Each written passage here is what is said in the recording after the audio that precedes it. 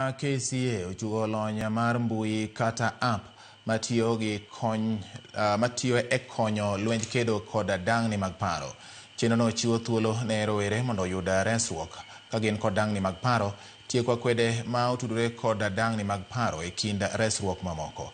Giwacho ni okang' ma kamano dhi medo rowere duol kendo kelo lokruok e kind oganda.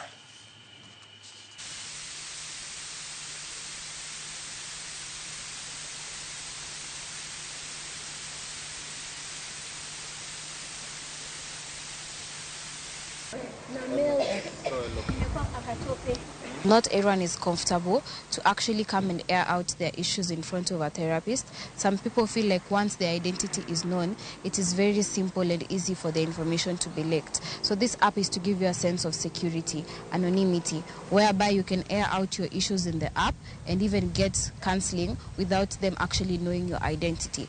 But then I feel like the key features in this app that are really amazing is we have an integrated AI chatbot that is able to also talk to you.